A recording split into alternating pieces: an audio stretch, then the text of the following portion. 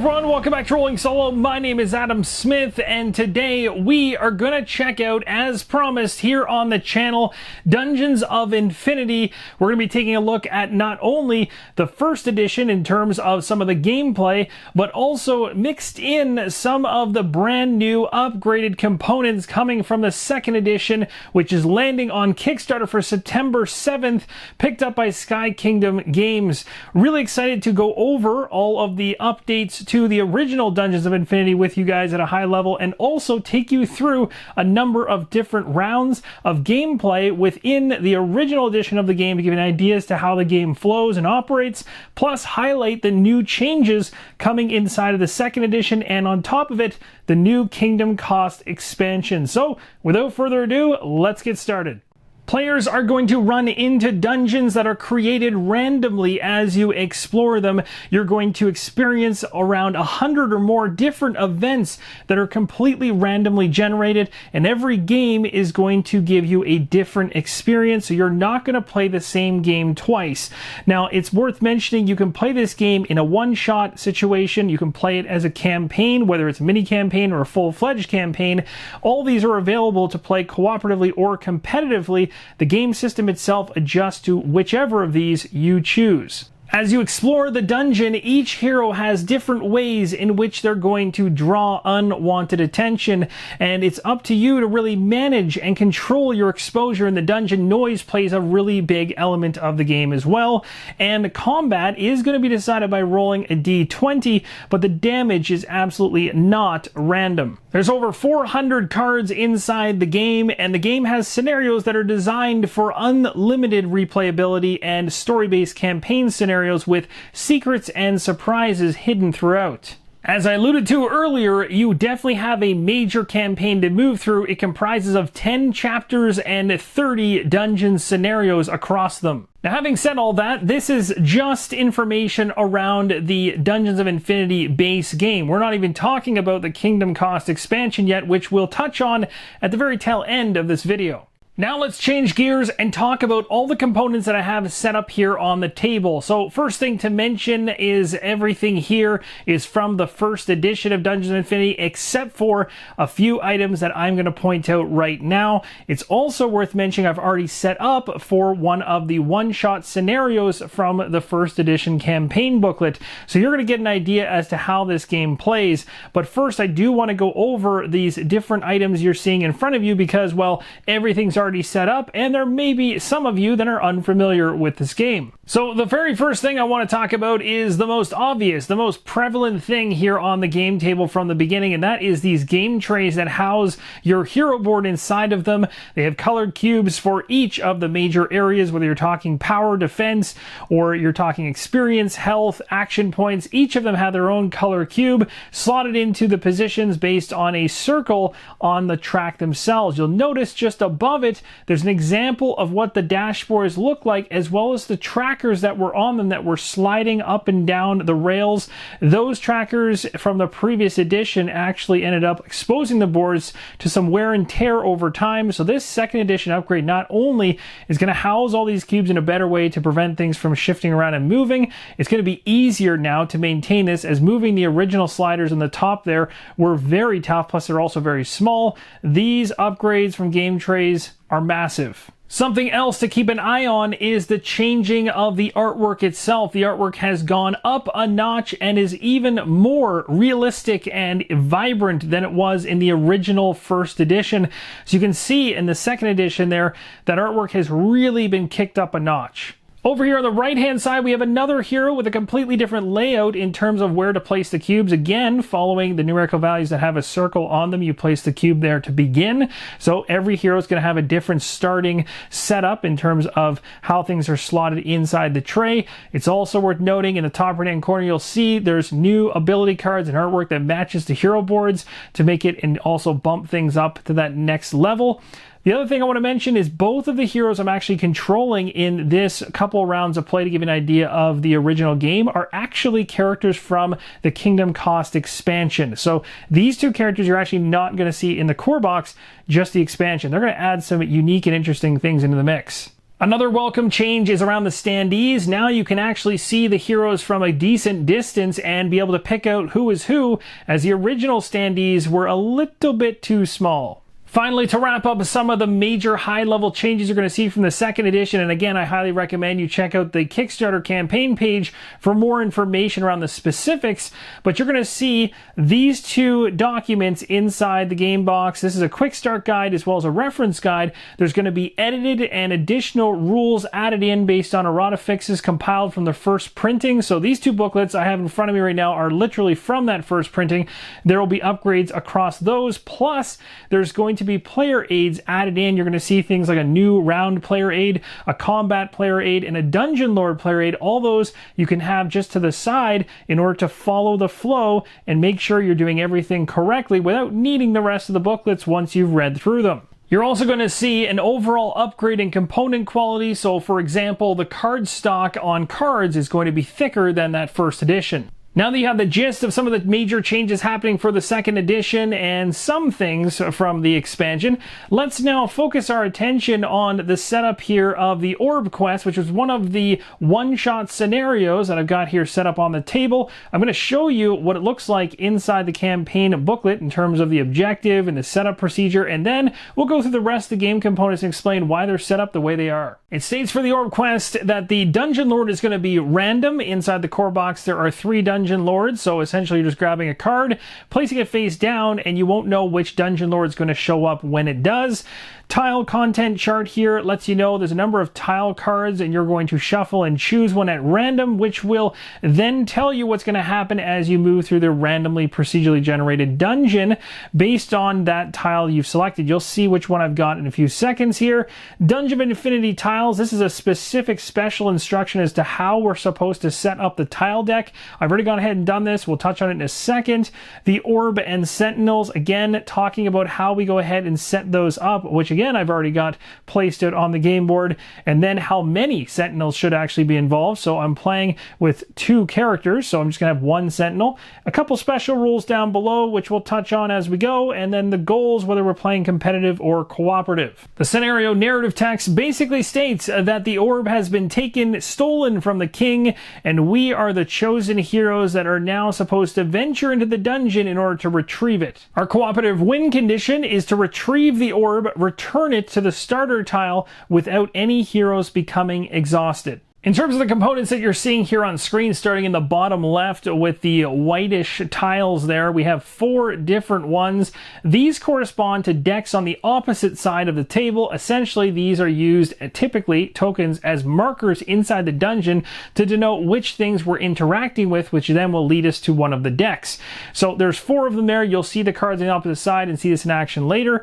I've got game trays sitting here on the left-hand side as well. These are mine. They're not part of the core experience. However, it's worth mentioning there will be a game trays insert inside the second edition, but in terms of these individual game trays, these ones I purchased on my own, they're just extremely handy. So inside of these game trays we have things like tokens to mark damage, we have sliders, of course, which won't matter if you go up to the second edition anymore, red cubes, we have some coins above that in 1 and 5 denominations, and then further up a bunch of tokens around conditions, and I'll show you those right now. In that final game tray, you're going to see a number of tokens I've placed in there. These are going to be, again, very condition-based tokens or reference tokens, like in the case of the 2 A's there. Basically, if you drop something in the dungeon or there's an item in the dungeon you don't want to actually lay on the tile itself because it'll cover up everything, you can just have that token in play to reference it and place it off to the side. Things like that are going to come into play, and of course, iconography here is going to match iconography you're going to see even on the hero boards and elsewhere for different conditional effects. Now, as most of you remember from when I was reading out the setup instructions for the Orb Quest, this one's pretty unique. And again, all of these are going to have little elements of it that are going to throw little changes into the setup and the makeup of the dungeon, how it acts, reacts. In this particular case here, an example of one would be the fact you're setting up these tile decks in 3 stacks of 10 tiles each. And basically, you're going to start on the starting tile, which you will see very soon.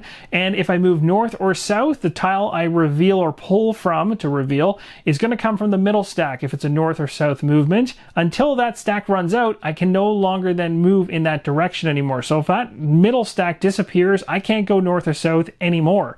in this given scenario. Now again, that's just specific to this scenario. It's not something that's across all of them, but again, unique design elements all the way along. And then the other ones there, of course, you got east and west. So you can only go as far east as 10 or as far west as 10 in terms of revealing tiles. Coming back down the row here on the opposite side where there's some other tokens beside the game trays, we'll start with the one with the scroll. There's a 3, 2, 1 plus on it. I won't talk about this one right now because I'm going to actually do it as soon as we start round number 1, but it's really cool. It's one of the aspects of the game I really like and thought was really interestingly designed.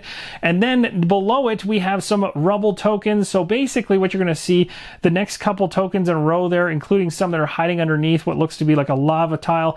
There are basically structural changes that can happen to the dungeon as you move through it. You could have a collapse in a specific tile. You could have a gaping chasm show up in one and you need a rope to get across it. You could have a tile that's flooded out. There's a bunch of different elements that can happen structurally to the dungeon besides the cards that are throwing wrenches into your plans as well. So these tokens represent a number of those things you need to get past them or elements you're going to need to deal with that are in there. And of course, if there's some rubble on a tile, you can even dig your way out, for instance, but you'll have to do it at the cost of noise, which is going to attract the attention of the dungeon lord who only wants to take you down. So also you'll see some shield tokens there, the really large ones. Those are all around marking who has the very first initiative order, and it always starts with a roll for each of the characters. The lowest roll gets to go first, and you can pass if you want. In terms of the first person could pass it to the second person they didn't want to go first in a two-player game like when I'm controlling two characters. But when you're playing solo, it doesn't really matter. So for the point of initiative rolling, I don't need to do it with two characters at all because I can just choose which character I want to go first. But when you're playing with other characters or people around the table, then rolling those dice does matter. And then down below it, you're going to see just a little snippet there, half of it's cut off, of the dungeon lord. So these are the 3 dungeon lords in the base game. One of those 3 is going to come out or could come out during my play. I just don't know which one it's going to be. And just to show you those tiles that could structurally change the dungeon, there's an example there of 3 of them. So you've also got a clearer picture now of the 3 different dungeon lords. But the one thing that I glazed over as I went down there was the card with the die on top of it that says body. Let's talk about that. To sum it up quickly, this is specific to the setup of this scenario. I rolled a d20 to determine where the orb's going to be, as I mentioned earlier. The body card underneath is simply me just going to a deck, any of the decks, and just finding an orb card in general. Because again, remember, we're trying to find an orb. So I grabbed an orb. It is attached to a sentinel. I don't know what the sentinel is. It was randomly grabbed from a deck of sentinels. So again, I have no idea what orb or what sentinel is involved. But in this case, the sentinel is the one I really need to focus on because that's the individual that's holding on to it, and I need to take that sentinel down in order to get the orb. Now let's talk about what's going on at the top of the board here. This is the store. So when you begin the scenario, you'll see my standees are on the merchant tile. This is the store of the merchant. So I'm able to purchase things from here. When we begin the very first round, each of my characters on their turn are going to have 3 to spend in the store in order to purchase some things which have a cost in the top left-hand corner. So we have things up there like a health potion, a backpack, pickaxe, fire scroll, super health potion, or a key. And all of those in the very, very top row are the item cards. The next row below it is the equipment cards. You get 6 item and 4 equipment at random to start it out. On the right-hand side of the board here, I've gone ahead and placed all of the major decks of cards. You'll notice now, remember those 4 white sets of tiles at the very beginning on the left-hand side? Well, they correspond to these 4 decks on this side for mist, body, debris, and chest. A bunch of things that you can find while delving into the dungeons here. And some of it's good and some of it is not so good. And then just above that, you're going to see a reward deck, which is quite large. It has the bag symbol there. That one, you're going to want to get as many of those as possible. Minions are on the right of that, and just above that is the Dungeon Lord. And for this particular setup, I know I needed 1, so I've drawn 1 Dungeon Lord at random without looking, laid it there, and then placed the rest of the Dungeon Lord deck on top of it because, well, the Dungeon Lord is coming, but it's not here yet. So how does the Dungeon Lord show up in the dungeon? Well, it starts with a threat meter and it ends with the Dungeon Lord showing up when that threat meter reaches its last space. You'll see on the threat meter there are small icons denoting where to place the token depending on the number of characters in play. Now you can see these more clearly, and you'll notice that for a 2-player or 2-character, in my case, because I'm controlling both of them solo, it'll be 14 where the red cube is placed. That red cube is going to be dropping down based on some things at the bottom of the card mentioned, like run, discovering new dungeon tiles, beginning combat, or equal to the number of hero ability cards where it talks about drawing from the Dungeon Lore deck. Next, underneath of the threat meter, I've placed the tile content chart, and again, it was randomly selected. There's 4 tiles here, so you shuffle them, pick one at random. I'm gonna have it on the standard side. The one I got was the one underneath the threat meter. So you'll see here, it's broken down. 1 through 6 is chest, 7 to 13 is mist, 14 to 19 is body, and 20 to 25 debris. And of course, that changes up depending on which of the tiles you get. Plus, you can actually flip these tiles over if you want an even greater challenge. This is what they look like on the opposite side. The one thing you're going to notice is that the Mist deck is the one that's more heavily pulled from everything because, well, it's the worst of the 4. And that explains what those are all about. We're back to what we had set for setup, and there's only a couple final mentions that are even mentioned inside of the campaign booklet in terms of some heads up around stretch goals and some pretty nasty catastrophe events that can happen during the gameplay. You can take some of these card elements out of the game in order to keep the difficulty level at a more average or above average pace. If you leave those other elements in, it can really stack up and be quite difficult. When you're learning the game for the first time, you'll see on the left-hand side here, we have some cards. In the top right-hand corner of the card, you have kind of what looks to be like a fireball, a skull. Basically, you're going to want to take out any cards that have that icon if you do not want catastrophe events inside of the gameplay. You're going to find these strewn throughout the Mist, body, debris, and chest decks. Take them out, and you'll have a little bit nicer of a time going through, especially when you're learning it. If you want a challenge, throw them in, feel free, but be sure to reference the rulebook on what to do around adding them back in. And then to the right, if you're playing in a campaign game, then some of these cards are going to make sense, but in the top right-hand corner of that deck, which again come from those 4 other decks, Mist, Body, Debris, and Chest, you're going to find these campaign cards mixed in. You're going to take them out if you're doing a one-shot scenario like I'm doing right now. So these 2 decks are out of the equation for now, and there's also some stretch goal minions that I'm going to remove as well. Here are the stretch goal minions. So you have 5 different ones here. It's recommended from playtesters from the original first edition of Dungeons of Infinity that at most you add 2 of the sets. There are 4 cards in each of the sets at maximum, because if you do any more than that, the game becomes almost impossible to beat. So likely if you want to start entertaining adding these cards in that have a star in the top right-hand corner, then you're going to want to probably just add 1 set of these in and see how things go versus just chucking in 2 or more and hoping for the best. The difficulty is going to jump up exponentially. Final thing to do is to give each of the heroes some coins. 3 coins is what they get to start with when they begin on the merchant tile. It's also worth mentioning, and I find this quite comical now that I've tied it together in my head, is actually the orb quest we're going on, which again is one of the one-shot scenarios.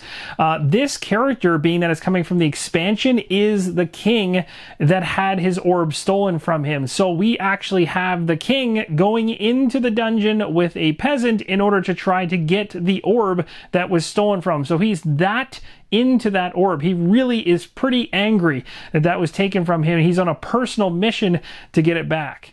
And just like that, we've summarized all the game components here on the table. You have a better understanding of what's set up here, what scenario we're playing, what our goal is, the characters we're using. They're coming from the expansion, but we also have a lot of first edition components in here and a couple second edition upgrades going on as well. So now let's go into a couple rounds of gameplay to give you an idea as to how this thing flows. We'll start things off with the initiative rolls.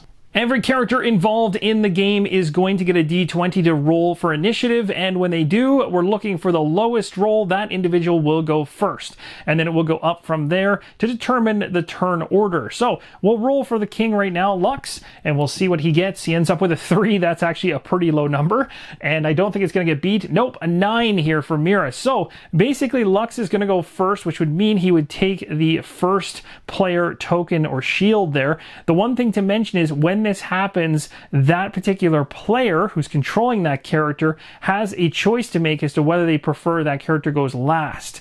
So in my case, where I'm controlling two characters and I'm rolling for both of them, that rule then makes the idea of rolling for initiative unnecessary. So you can just go ahead and skip right past this step and just pick who you'd like to go first. Now, if you're controlling more than two characters, then it actually does matter. Turn order has now been set. We're going to be starting things off with Lux. The very first thing we get to do, as you can see, Lux as well as Mira are on the merchant tile. We're going to interact with the merchant, which is an optional thing you can do, and it's a free action on your first round of the game. This is where you're going to want to spend some coins in order to obtain some gear. So taking a look at a handful of items from the row, brought a little closer so you can see them, you'll see we have things like health potions in there, whether it be a regular one for 5 or 10. If it's a super potion, we have a backpack so that we can actually try and carry more items. On your board itself for your hero, it'll have a carry limit. So Lux's carry limit is listed as 4. If you go ahead and pick up a backpack, it counts as 1, but then you can carry an additional 4 items inside of it.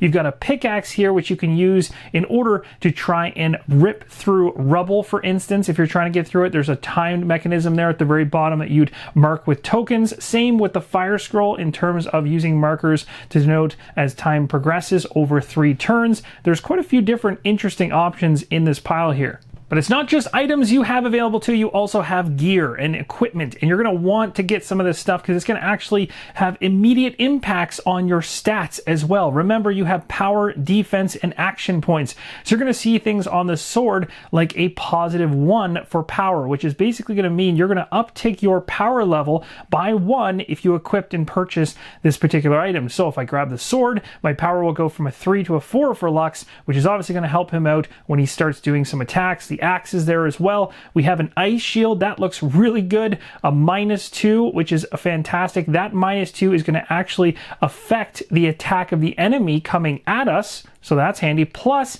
it actually has a statement there at the bottom that says fire has no effect. So another nice bonus for that one, but it does cost 2. And then the bow is another thing we can use potentially as a weapon. So we've got options here. To start things off, I'm going to spend all of my coins here. I'm going to pick up the health potion for 1, the key for 1, and a sword for 1. I'm not going to actually go after the ice shield because I think it is probably a better fit for Mira. And the reason is, as I can see on her hero board, which you will see shortly, she has a weakness to fire. So having this ice shield could really help her out. On the player board, right in the middle, purple circle with the icon of a bag that says carry limit with a 4 underneath of it. That is how much Lux has, as I mentioned earlier. There it is for reference, and every hero has that listed, and they're different for every hero. So Lux is a little bit of a bigger individual. He's able to carry more. You can become encumbered by carrying more than your carry limit, but I'll leave that discussion out of this overview video. The one thing I want to focus on here is the 2 things I just purchased, the health potion and the key. The bottom right hand corner has an icon that shows a pocket for just the key, which means the key is so light it can just go in your pocket and it doesn't actually go against your carry limit. So now we'll place both of these in the inventory just off to the left, and we're going to get our sword equipped, as we can do this for free as part of interacting with the merchant in the very first turn. Normally equipping items actually takes an action point. If you take a look in the top right hand corner of our sword, you'll see an icon which looks like a sword, and if you look at the bottom portion of the hero board, you're going to notice icons across them for the left hand, right hand, feet, and body slots. So you cannot go ahead and equip an item that doesn't match up in terms of iconography. So of course a sword has to go in the left hand or the right hand. You get to choose no matter what. If you do have something that needs both hands, and it will mention it specifically on the card, then you'll just place it in between to let you know that you're using both slots. So in this case, I can choose which one I want to put it in. On top of that, you're also going to notice the power 1 icon right on the sword itself. I'll instantly be able to jump my power, which is the red cube, up from 3 to 4 by equipping this. Everything's been equipped now, and you'll notice on the very bottom of the hero board the action points section there in green with the cube currently in the 4th position. This is telling us how many action points, which is a large part of what you're going to be doing during your player turn for a character, is spending action points in order to do a number of things. I'm going to put something on screen right now so you can see all of the different things you can do. We'll touch on some of these, but probably not all of them, as there's quite a few things you can do with action points depending on your situations, the campaign, and what's going on in the dungeon itself. Now, you likely noticed during setup, I had ability cards set up for each of my heroes. Flipping over that deck, you're going to find a deck that is specifically tailored to that individual hero. In other words, the abilities on the cards are going to be unique and different than any other hero, plus the upgrade path or the actual cards you begin with could also be different as well. In this case here, you're going to go after all the level 1 cards for Lux, and you're going to have 4 of them in total, plus you'll notice on the left there 2, 3, 4, 5 in the green banners telling you have an upgrade path as you move that black cube, which is at the bottom of the shot here, along the top of the track. As you gain experience and level up, you're going to get access to new cards that you can add into your hand, and you can think of these cards as cards you can use at any point in time during your turn over and over, as long as you actually have the action points to spend to do them. So underneath each of the green banners, you'll notice a torch with a number beside it. That is telling you how many action points you need to spend to get the ability that's on the card. You'll also notice right in the dead center in the middle, there's a level row as well as an icon, depending on whether it's talking about power. If it's boosting up your power, let's say during a combat, it'll let you know based on your current level, which my level is 1, I would get a particular amount of a boost for using a certain card, maybe in a combat situation. Again, we'll have to actually use these cards in action. You'll see that in a few moments. And what's a king without his allies? So you can see here the king actually has an ally deck. Again, differences between certain heroes versus others. Not every hero is going to have an ally deck. This one does, and the card that will call upon it is one of the level 1 cards that we just had on screen moments ago, where you can get an ally into play. I've got the back of the card showing on the left-hand side, so you can see that you're easily able to separate these cards out as they mention ally on them. Essentially, you can keep this deck all together and face down next to your player board, and then pull them as they're called for by the cards you use as you play the game. Let's begin moving through this dungeon together, spending some action points. The very first action point I'm going to spend is going to be a 1 AP in order to move. Now, when you start on the merchant tile, you'll notice there is a blue arrow on the bottom or south point entrance of the merchant tile. You're going to ensure that you do not move south off this tile, as you're not allowed to. In this case, I'm moving north, east, or west are my only options. I can go south later on, but just not from this tile. Action point has been spent. We drew a tile off of the tile stack that is headed west. Remember, we have 3 separate tile stacks here. So we got 19. There's a number right on the tile itself. We also see there's some bones there, not looking too good. The one thing you want to note here is there is a blue arrow on every single tile. You need to ensure that you match that blue tile arrow up with the location you're coming from so that it's pointing in the right direction. It should be pointing into the new tile that you're moving into. The arrow is now pointing into the new tile. I've moved Lux into that tile. There's some bones in there, so maybe the last person that went through there didn't fare so hot, or maybe something that already lived in there was consumed. We have a number 19 here, and this number, you can take a look at your tile content chart in order to figure out what is going to be placed in here. So in this case, it's going to be a body token. So a body in a room full of bones, that sounds pretty accurate. Now, looking at that tile content chart to the left, if we happen to have gotten a tile that had a mist, so 7 through 13, it's worth noting you don't place a token down in those situations. Remember, the missed ones are the worst of all of them in most situations, if not all, and you're going to go to the deck and draw a card immediately. You don't get the optional choice of interacting with it. It just happens. So in this case, we have a body on the ground, essentially, but we don't have to actually interact with this thing. We can ignore it and just continue exploring if we choose to. But let's be honest here, it's way too tempting to actually have a body sitting in this room and not interact with it. So let's go ahead and spend an action point to find out what this body is by examining it. I'll go ahead and spend an action point dropping from 3 down to 2. We draw a card from the body deck, and it's an event. As you search the body, it becomes very cold to your touch. You look at your hands and you see ice crawling up your arms. You pull away as quickly as you can. -2 to our health, that's not good. And then plus ice damage if your hero is weak to ice. Well, we might as well talk about weaknesses now. Every hero board has a weakness section. Now, there may not be a weakness in that area, and if you don't have a weakness, well, that's awesome. But if you do, you're going to have an icon in here or more. Could be more than one. In this case, poison is the weakness of Lux. So this frost damage that would come, being weak to ice right now, is not going to affect me. Basically, when you take damage, or when it tells you to take damage based on a particular weakness, you will take 2 damage. So this could have been a -4 if I had an ice weakness, but I don't. So it's just going to be 2 off my health. Taking hits like that make me happy that I picked up a health potion for Lux at the merchant at the beginning of his turn because, well, I'm probably going to have to use it earlier than I thought. It's worth mentioning, if you're wondering what other types of cards might come through a deck like the body deck, there are things like more events of different types. There's also allies. So in other words, the body that you actually run into may actually not be dead, for instance. It could be something that could help you. There could also be items you can find inside the dungeon, maybe another health potion. That'd be useful right about now. And then on top of it, you can find things like a quest, which will take you on a completely different side mission that you don't have to put your whole focus on, but it could give you benefits like additional coins or additional rewards later on through the dungeon, and they'll all be detailed on the card. And of course, there's variation in amongst all these different types, so it's pretty interesting. You're not going to run into the same types of situations every single time you play. As we continue our quest to find the orb tile, which we know is 10, but we have no idea where in the dungeon it is, we're going to probably need to continue exploring more tiles.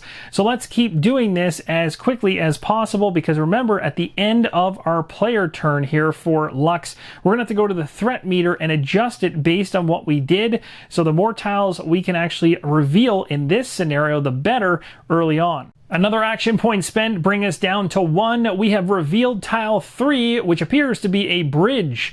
Tile 3 says we need to place a chest token on it. When I see a chest and I have a key on a particular character, I definitely want to open up that chest and find out what's inside. We're going to use the key. Again, we don't discard the key. It just goes back into our inventory as a pocket item. We're going to remove the chest token now and draw from the chest deck. 5 gold, now we're talking. That is a good find. That's going to come in real handy. Now, you already noticed at the beginning of the game we had coins. Well, gold is kind of stashed as you collect it inside the dungeon. Again, it does actually take up a slot against your carry limit, but you're going to be able to cash that in at the merchant in order to get coins that you can then go ahead and spend to purchase more stuff. With Lux's AP all spent, we're now going to return our player order marker back to the pool, the number 1 that Lux had, and we're also going to adjust any counters still in play, which does mean the threat meter now needs to start moving down the track. So as we talked about earlier, the bottom 3 things are the triggers that will move this threat meter. As you know, I went ahead and revealed 2 new dungeon tiles, so the threat meter is going to drop from 14 to 12. The threat meter has been updated, and at this point, it moving down the track, when it hits the bottom, as I explained earlier, the Dungeon Lord will attempt to enter into the dungeon. So for Lux's turn, things are pretty clean cut, a move from 14 down to 12, but let's say hypothetically the threat meter was at 1 when I started to check to see if there's any movement on the threat meter for the end of Lux's turn. Well, in this case, I discovered 2 new tiles, so that would move the token down the track by 2, which would push me to 0 and technically even past it. What you do at that point is the threat meter can be removed from play. You no longer have to worry about any conditions or anything about it anymore, and you're going to now focus on your Lord event actions. Now, on that turn that you ended, if you happen to have done anything that actually is listed in your Lord event actions, like in Lux's case, a combat or a run, that would then trigger you to pull one of the Lord event cards. And when you pull that card, you're going to see a numerical value on the card as well as some behavior instructions down below. At the very beginning, when the Dungeon Lord hasn't arrived on scene yet, you're just checking to see whether the number that's shown up on the card matches any revealed tile in play. If it does, well, bad news, the Dungeon Lord is showing up in that tile, and from that point on, when these event cards are drawn, you're going to be focused on the bottom section of it for its behavior. So you ignore the behavior at the beginning when you're just trying to determine whether the Dungeon Lord will show up. So there is a chance that you may not have the Dungeon Lord show up for quite some time, but know that it's going to be showing up in the near future. Of course, once one of the Lord event cards matches one of the tiles you've revealed, as I mentioned prior, at that point you're going to take a look at the Dungeon Lord card that you randomly selected for this scenario and put face down. You're going to reveal that card, which will let you know which Dungeon Lord it is that you're going to have to deal with during your play. It's worth mentioning that the Dungeon Lord is not called the Dungeon Lord for no good reason. That individual is tough, and when it shows up on the game board, those behavior cards are going to start coming out, and it's going to mess with what's going on with your plans in the dungeon. You're going to have to deal with it. You either try to avoid the Dungeon Lord, which is a strategy. You don't have to actually try and take it down, but there is a benefit in if you do take down the Dungeon Lord, you'll get 4 reward cards, which is quite nice. For those of you that are interested in more information around the Dungeon Lord, as it won't be shown in full during this video, I'm going to throw on screen right now the prototype reference card for the Dungeon Lord, which will give you a good idea as to how the Lord event cards are used, the Lord behaviors, as well as the rewards I talked about too. Let's switch gears and over to the next player turn for Mira. So here is the ability deck for Mira. You'll see it's staged quite differently. Also in the bottom right hand corner, you can see on the player board, there are multiple levels in between levels, almost half levels as you go up with her. So she's got a very different structure in terms of her leveling, which presents her with a whole bunch of ability cards here. So you have a whole bunch from a 1+ all the way up through to a 5, which you'll put to the side until you level up to the point where you can actually acquire these and put them in your hand. For now, I'm going to have Distracted, Assist, and Revive in my hand. And it's worth mentioning with Lux, I had cards, of course, as I mentioned. I just didn't use any on that first turn. Mira begins on the merchant tile just like Lux, has 3 coins, and I certainly want to purchase some things. Now, there's only scraps and leftovers from what Lux already took, so we are going to replenish the merchant to ensure that when Mira goes ahead to interact with the merchant, we have 6 and 4, just like we did with the number of cards for Lux. So we need 1 more equipment card here. And one thing that's worth mentioning is when I'm making my purchases, if I go ahead and purchase, let's say, the axe, I don't immediately replenish the merchant with a new item. I have to just purchase what's available at the time I'm interacting with the merchant. We need 2 more items to be added into the merchant's pool here. We have a health potion and a rope added into the mix. Okay, so we need to decide what we want to purchase, and I think I'm going to be doing something that you didn't get to see with Lux on his first turn in terms of having a runner go out and go get an item for me, because as you saw earlier with Lux, he was quite lucky in the fact there was a key sitting inside of the items pool to purchase, which allows you to get into some chests, but Mira isn't going to have a key. So in order to get one, we're going to do something really cool and unique within this game, which allows you, when you're at the merchant, to have a runner go and get an item for a character, any item they want, and then you put a counter on top of it, and after 3 turns,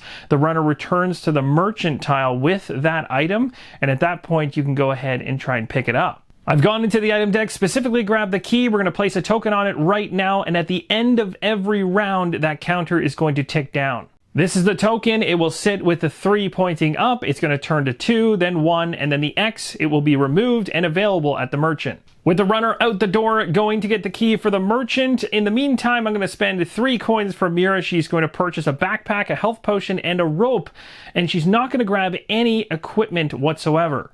So why did I go ahead and take so many items? Well, taking a look at the bottom of the hero board for Mira, she has left hand and right hand with no icons in that area, meaning she can't just freely equip weapons into those slots at this point in time. And then you can see her feet and her body slots do have icons, so she can pick things up equipment-wise if there's any to buy, which there wasn't this time around. But you'll notice on the ability cards, there's a way in which she levels up that's different than other heroes, and basically has her speeding to level up with in-between levels that are going to give her additional abilities and upgrades. As you can see at the very top of the hero board, there's a bunch of green banners. Those are for all the levels. Mira has a lot more than normal with all those pluses in between. She almost has half levels going on. So she's going to level up really quickly as a major focus of her character. Each time you do, you're going to reset the experience meter back to 0. And Mira does not add more health at new levels like other heroes do. It's also worth pointing out, no matter what hero it is, you have to be at a solid numerical value in order to equip a particular equipment card that has a level on it. So for instance, if I had bought the axe is a level 1, I could equip that because I'm at level 1, the banner on the axe card says so. If I was at, say, 1+ on her chart, but I was trying to equip the level 2 weapon, I wouldn't be able to do that. At level 1+, she gains 1 new ability and an increased stat upgrade card. At level 2, you have to choose between being a knife-wielding hero or a sword and shield-wielding hero. You'll notice on the bottom, as I talked about for her hero board, she has blank spaces for her left hand and right hand. That's because as she actually goes ahead and upgrades, or I should say levels up, things are going to come out of the woodwork through her ability cards that are going to show you the path that's being provided to you here for this character, and you get a choice in that path.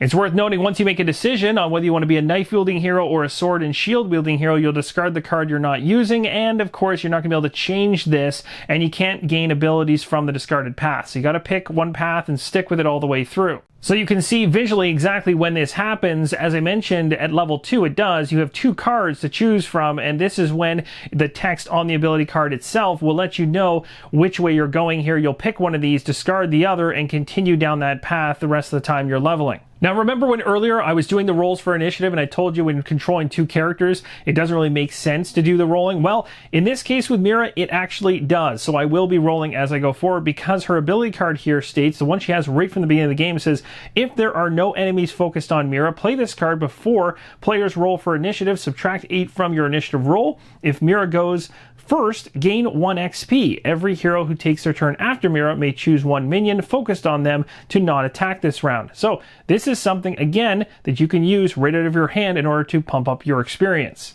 So we're all done at the merchant. We can now begin her turn, and we've got 4 action points to spend. I think we need to do some movement, so let's go ahead and spend 1 action point and do exactly that. Now, taking a look at the game board, I was tempted to go and search for things by myself here with Mira, but realizing quite quickly that there are no connecting doors if I was to go north, I won't be able to get Lux easily into the same space to help Mira out if she gets into trouble. So I'm probably not going to have her explore off to the east because I really don't want her to get too far away. So I might have her follow Lux. The other thing I wanted to show you there is there's an assist card on screen. That's another card that's in her hand that also can gain you XP. Again, based on the roll for initiative. So I wanted to mention that too. So let's go ahead and actually spend quite a few action points. We're going to spend 3 to go all the way up to Lux and then 1 past him into the next tile. So Mira books it right past Lux, spending 3 AP in order to get into a newly revealed dungeon tile, which is number 9 on the tile content chart. That is going to be a missed card that is going to be drawn. So whenever you land on a tile that's between 7 and 13 based on my tile content chart, it's going to be a missed card. You're not going to place a token on the dungeon itself. So she's going to immediately have to resolve this mist. Mist is nasty. So we'll see what happens in a second. There's one other thing I wanted to mention around movement, and that is you have the ability to run. You can go ahead and run. So for 1 action point, you can choose to run, allowing you to go up to 2 tiles in the dungeon. So you can move much quicker. The only downside is if you choose to do this, you need to place a defensive -2 token on your character,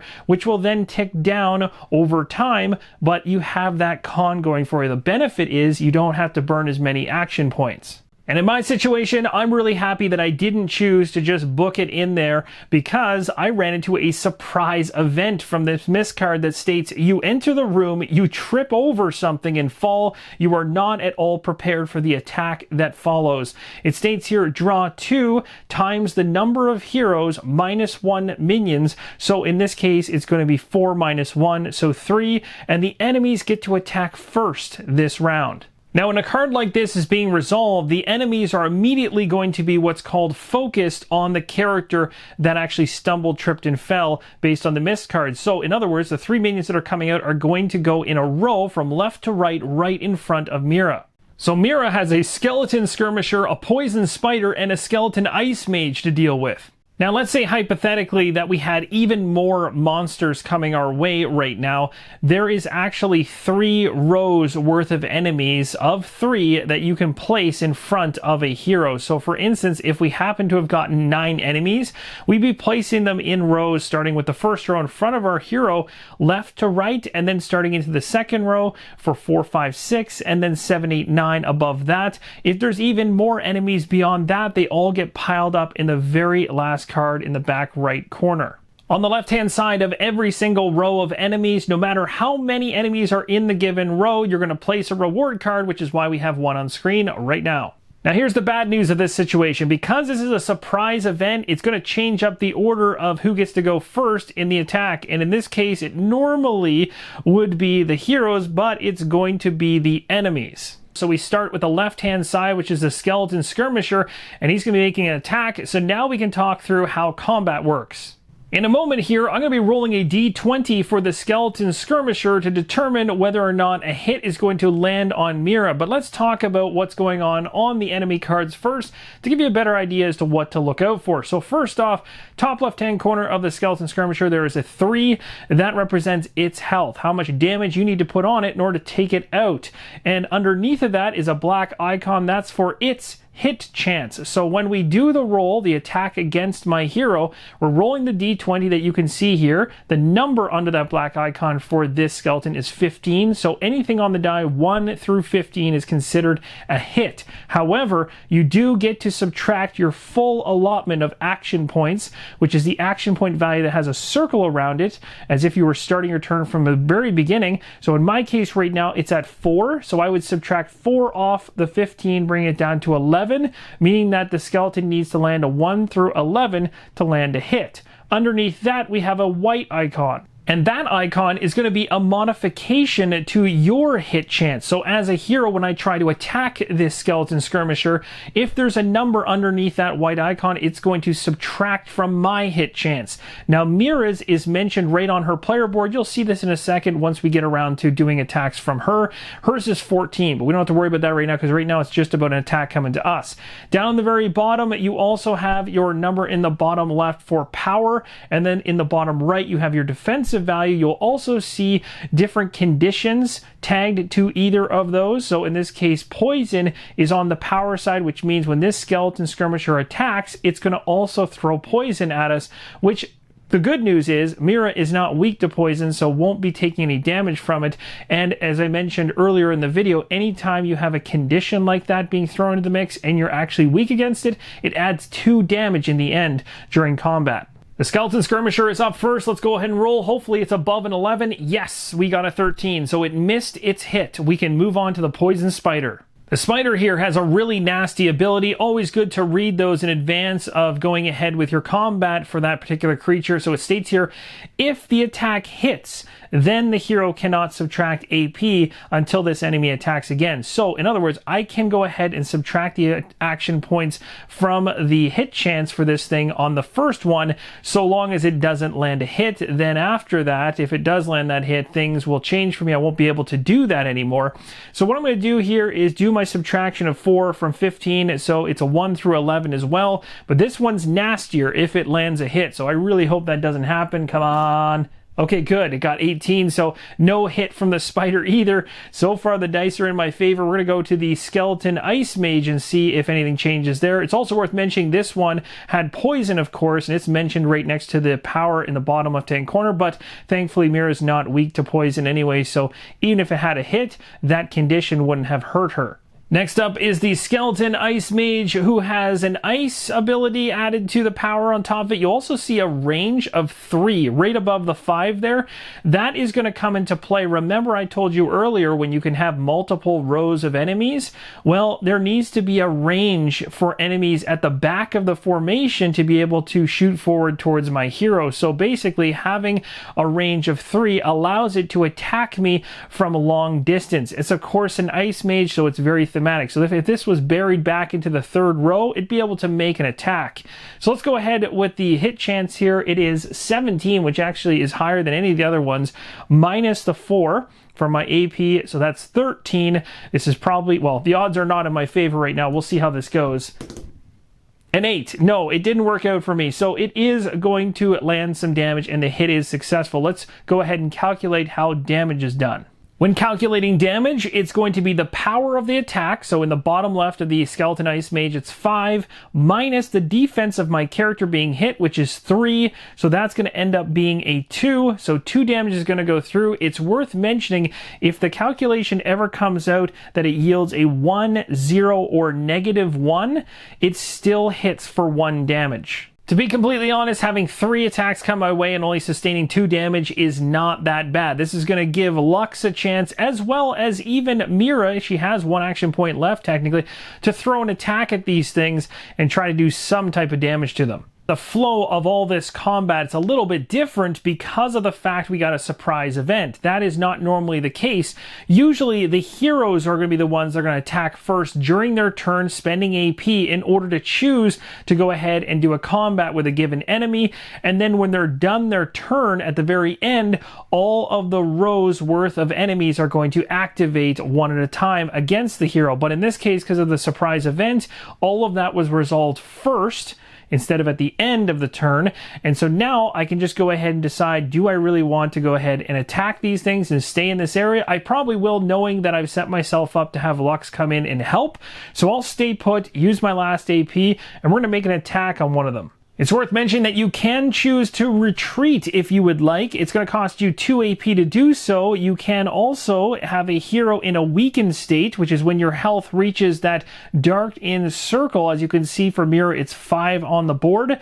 If you get down to the weakened state and you pay 1 AP, you can also choose to retreat as well. There are rules that stipulate how this works. I'm not going to get into that right now because we're not actually dealing with that, but there is ways to have a monster no longer be focused on you and to retreat away from that combat. If there are other heroes left in the dungeon tile after, say for instance, Mira successfully retreats, then any enemies that had been focused on the retreating hero, so Mira in this case, will automatically change focus to the remaining hero with the highest noise value. So this ties into noise. The Dungeon Lord also has a lot going on involving noise as well. You'll see noise reference on the player board here is 2 for Mira. Now at this point in time, none of that matters. We're going to go ahead and spend that AP because I want to do an attack against this poison spider. Let's roll the die and see how we do. So based on my hit chance, hoping to see a 1 through 14, and we got a 10. So that is going to be a successful hit.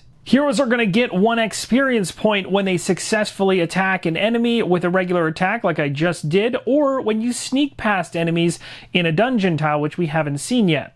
You'll notice that her experience has gone up 1 point, and that's just another couple ways she can gain experience beyond the card she has in hand to bump up her experience, as she is very much about leveling up and gaining more powerful abilities. That way you can see her power is not very high right now, which is what we're calculating to find out how much damage we put on this poison spider.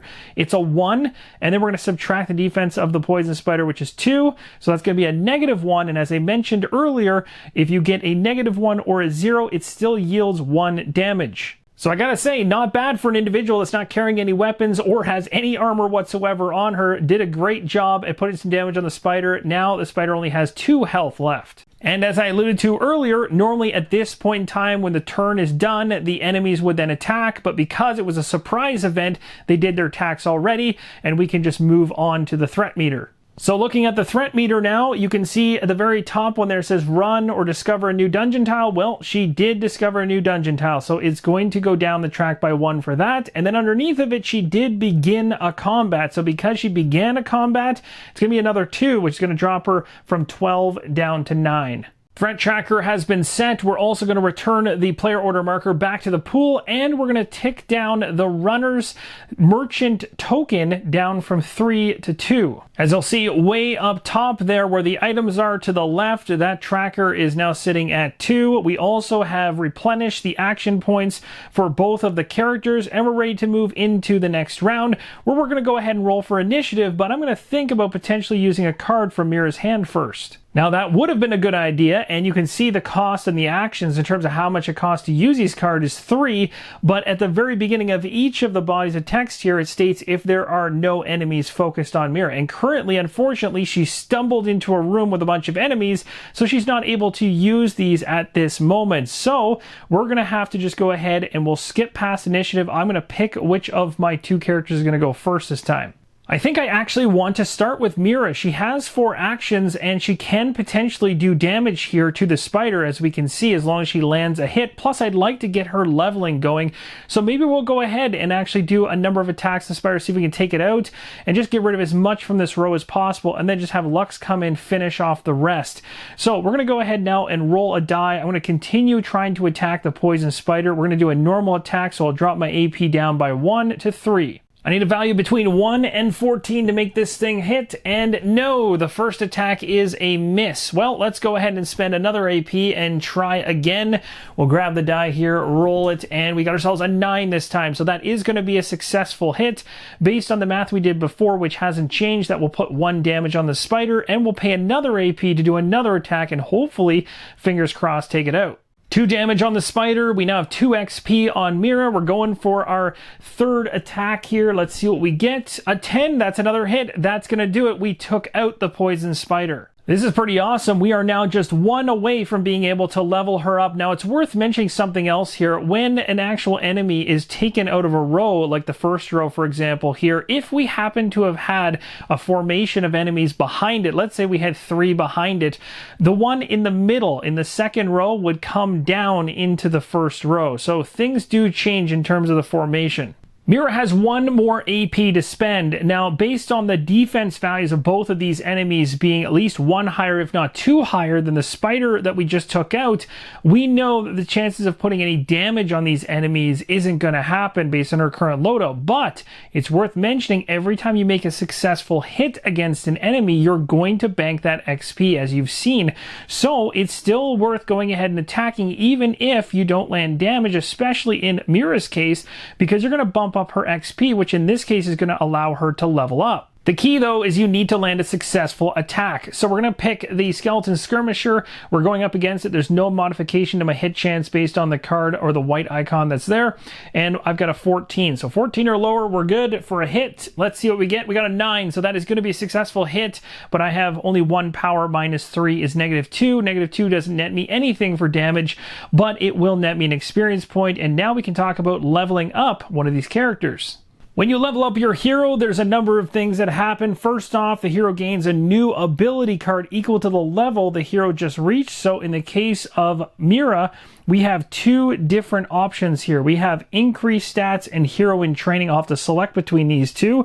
The hero can immediately perform abilities at the new level with any new powers for that level as well. So it's worth mentioning a lot of the ability cards that they already have in hand in the middle section there are going to bump up the track, making them more powerful. Most heroes are going to instantly heal up to the new level's max, and you're going to see that on your health track. Now for Lux, you can see them denoted right here, level 1, 2, 3, 4, 5, and you go ahead and heal up.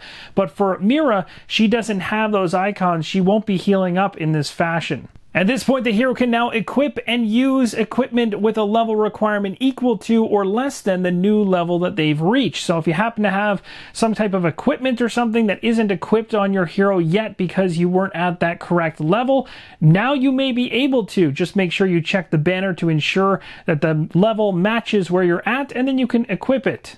And last but not least, you're going to certainly want to jump your level up on the board so you can keep track of where you're at, and your experience is going to reset back to 0. Out of the 2 cards that I have to choose from ability-wise, I'm going to go with the one for increasing stats. I actually want to push up her power a little bit. I'm going to use the ability card right now, and it states choose 1 attribute to increase permanently. Discard this after use. So this is one ability that's not going to come back into your hand during this current play, but we can now choose which one we want to bump up. I already mentioned power, so we'll go from 1 to 2. And we know what happens when we end our turn. Any focused enemies are going to attack us, so the skeletons are going to go left to right and attack us. So the first one's a skirmisher here. It needs a hit chance of 15. We're going to minus it by 4, so 11 or lower is going to be a successful hit. Hopefully that doesn't happen. We got ourselves a 3 that is going to be a successful hit for 5 in poison. The poison we don't have to worry about. We'll reduce it by 3 defense and take 2 hits to our health. Next up is the Skeleton Ice Mage with a 17 hit chance. Minus 4 is 13. Let's see how we do. Oh no, another hit.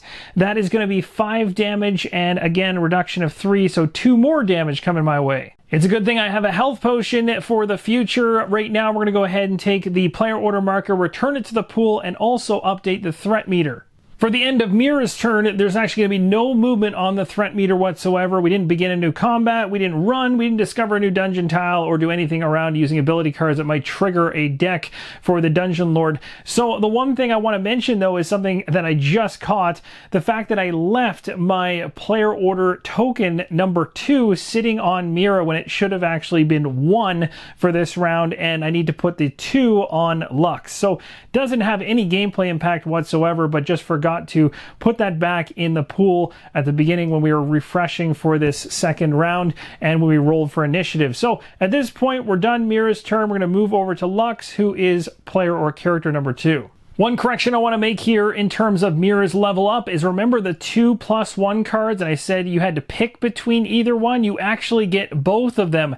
So you get that stat increase that I had, plus you get the additional card to add into your hand here, which is Hero in Training. It states barehanded attack that stuns the enemy on hit, does not affect a Dungeon Lord. King Lux is now going to move into the same location or tile as Mira to help her out, so it's going to cost 1 AP. The king is now going to go ahead and play an ability card from hand, and we have to pay the cost on that card. I'm going to use King's Privilege.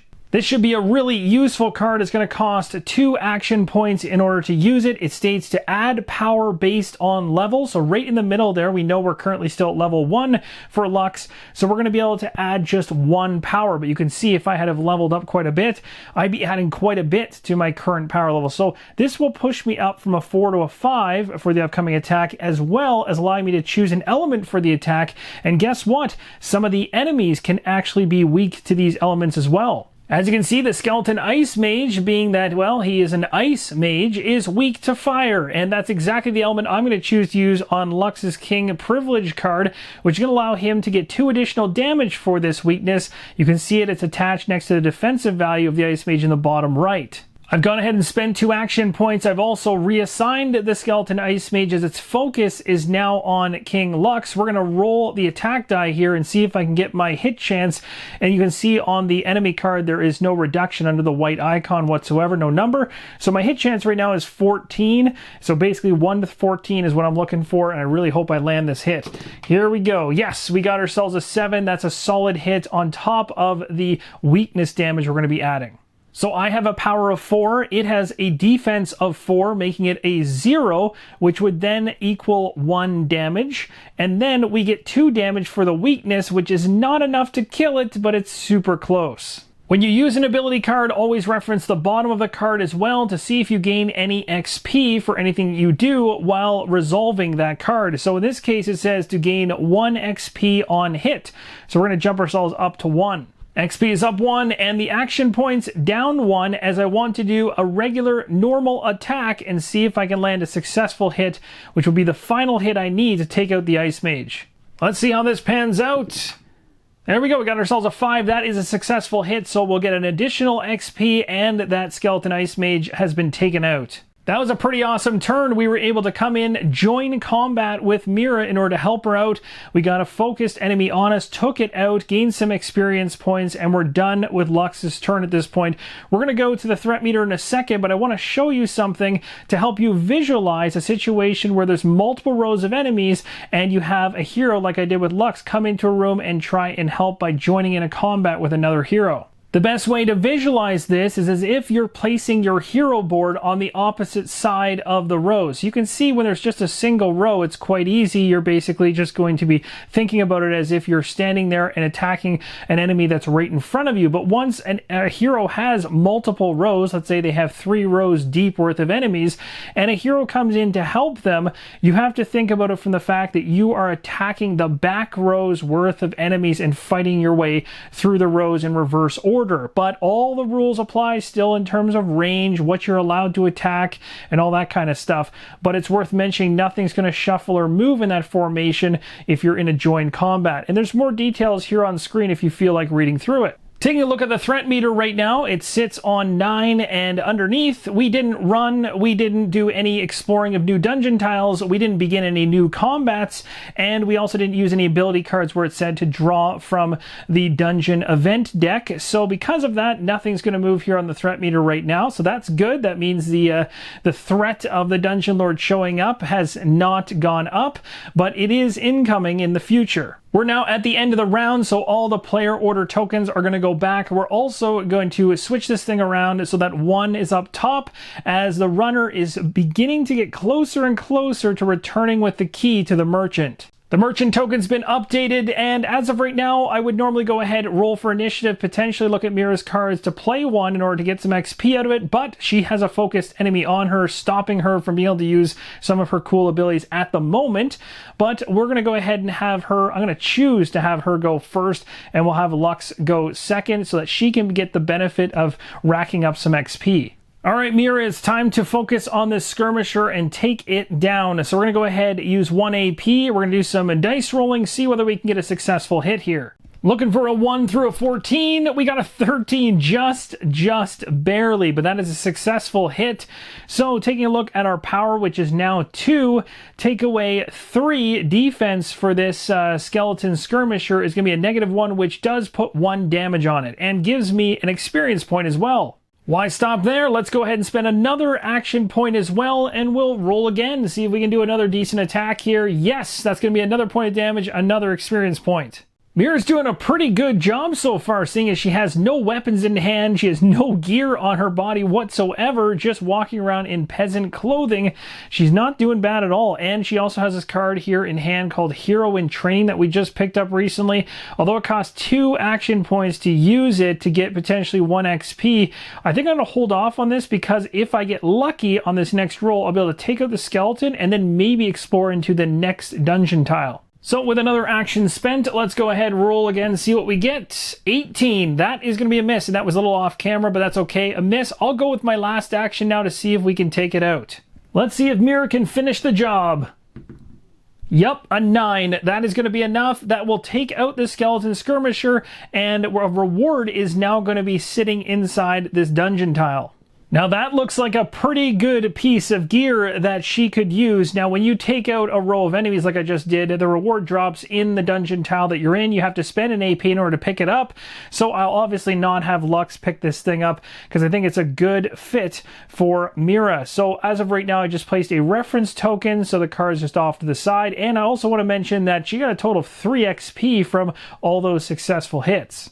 Her turn is done, and I'm going to take that turn order marker and remove it back to the pool. Also, nothing's going to change here on the threat meter. She was still fighting the same sequence of enemies in the same combat that began quite some time ago, and she wasn't able to discover a new dungeon tile. She needed that extra action to get the killing blow. I imagine that the king is pretty impressed with Mira and how much she's been able to deal with all of these enemies without any weapons in hand or anything. She just keeps on plugging away and was able to take out the majority of the enemies. This allows King Lux to do other things now on his turn. As he goes second, he could explore further into the dungeon, which is a high priority as we have to find tile 10. But the first thing I'm going to do here is show you something unique to a character here, and this is for King Lux specifically, an ability card called Call to Arms, and this card is going to cost me 3, but it's going to allow me to pull an ally out of the ally deck for King Lux. The card states to attach an ally to his hero board. The ally must be at or below Lux's current level. You may use this ability once per level. Lux may only have 1 ally attached at any one time. So we're going to take a look at the different allies to see whether one matches level 1 at all. There is indeed one for every level all the way up for Lux 1 through 5, and you'll see here the Ranger's the first one. The cool thing about it, of course, being a Ranger, you have range, and in the bottom left-hand corner you'll see power of 4, but there's a range icon there of 3, letting you know the formation or sequence of enemies is 3 rows deep with 3 enemies in each, let's say, so a full 9, then you could actually attack things in the back row with this Ranger, which is really, really handy. It states right on the card here, attacks once each round. Player may choose if enemy attacks target this ally and then draw a Lord event card when they attack. The king is very happy with this, and now we're going to use our final action to explore further into the dungeon. The king moves into tile 16, and 16 on the tile content chart is a body token. And just like that, we've run out of AP for Lux. There's no enemies currently in front of him that he needs to deal with an attack. In terms of the threat meter, the only thing that's going to happen is it will tick down by 1 because he checked out a brand new tile or discovered a new one, so going from 9 down to 8. And that, my friends, is going to wrap up the gameplay portion of this overview video for Dungeons of Infinity. I wanted to make sure that you guys got a great understanding of not only the setup, taking a look at some of the new 2nd edition game component upgrades, as well as actually seeing the game in action to help you make an informed decision on it. The next thing I want to focus on is going to be the expansion, which is coming alongside in the Kickstarter for September 7th.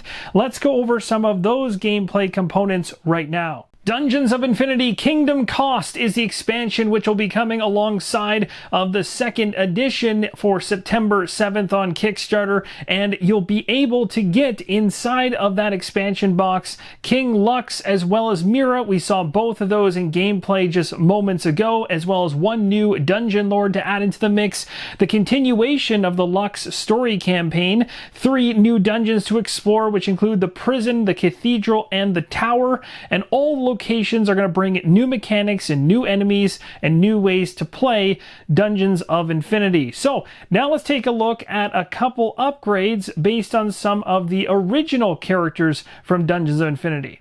I have some prototype components for those upgraded player boards. You'll see here we have the Fire Mage from the original edition, and down in the bottom right we have the Thief, both upgraded with the 2nd edition look and feel with artwork that's also been completely revised. Here's a quick look at some cards that are going to be coming inside of the Kingdom Cost expansion. We have Strategists up top. We also have Prison Guards with a specific Guard AI deck, and a Warden Sentinel with a Warden AI deck. I wanted to give you all a look at some of the cards that were sent as part of the Kingdom Cost expansion. Things like Guard Armor, a new Bow, Radiance, Buckler, Shield. We have the Swift Gale, that's a level 3. And then even higher to level 5, we have the Contorted Staff, which has a serious power boost. Here's a prototype example of the prison map, as well as what you just saw earlier was a bunch of cards coming in the Kingdom Cost expansion that will be used as part of this particular prison setup here. And you can use this as part of any Dungeons of Infinity scenario from the base game or the Kingdom Cost expansion. You can also play the prison as a standalone minigame. There's some pretty cool rules built into this scenario, and you'll obviously be using the base rules from the base game, but then adding in some special prison rules like the warden dropping his keys, knocking out the warden, escaping the prison, picking up the warden, unlocking a cell door, locking a cell door, supply room, warden locking his office, a number of different things that can happen just within this tile. There is a whole bunch to dive into with Dungeons of Infinity, but there's some major highlight points I want to make mention to you. First off, the game has strong solo playability. So if you are a solo player, this is going to be right in your wheelhouse. It has many different game modes for quick matches, or if you like campaign sessions, you're going to have that option as well. The setup time is very quick, and there's unique mechanics. We didn't get to see a ton of it during the gameplay around noise generation, which will come from heroes' actions factions that can draw the attention of the dungeon lords. So large heroes with metal armor would make more noise than a stealthy assassin, which is going to add quite a little bit of a different aspect to your gameplay in trying to determine how to move about the dungeon in a way that isn't going to attract the dungeon lord to come straight after a particular character.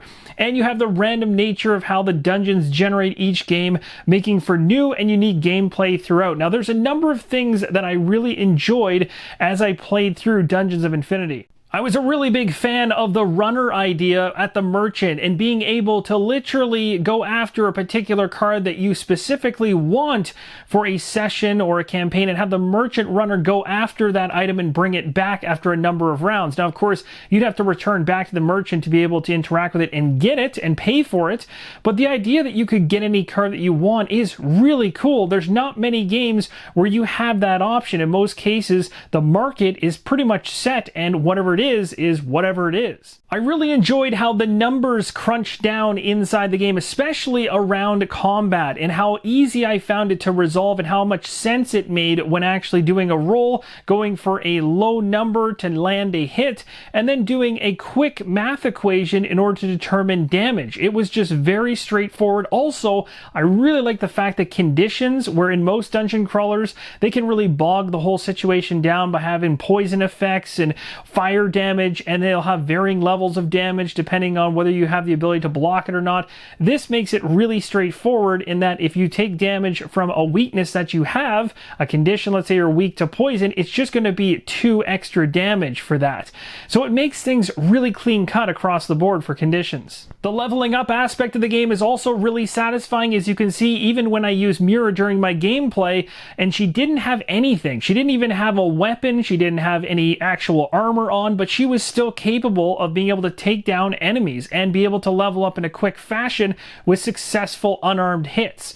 So pretty good. And as soon as you go a little bit further with Mira, you start to see how her design, and whether you choose to go one path or the other, it really starts to branch out. But again, every single hero is unique in how they level up, which is another aspect I like, and those ability cards add a further layer of uniqueness to each hero. Another aspect around combat I enjoyed was the thought process of the combat sequence or formation of the enemies being in multiple rows, and how range works across those rows, especially when you have somebody joining combat and they're basically joining on the opposite end of that sequence and starting to attack enemies from the other side. I found that to be really thematic and make a lot of sense in terms of, well, if enemies are focused on one hero and another hero walks through the door, that hero is going to likely be coming up behind the enemies that are focused on that other hero, and of course we'll be able to start attacking them from behind. It just makes a lot of sense. So overall, I'm impressed by what I see here. Looking forward to seeing what the campaign is going to add to this, because of course, well, stretch goals are going to add some extra things into the equation that you haven't seen here. And of course, I don't have the entirety of the Kingdom Cost expansion, nor are we able to do a full gameplay of that as well. But look to the campaign page for more information on that when it lands September 7th, and hope that this video helps you to make an informed decision one way or the other. Thanks again for watching, and as always, keep on rolling solo.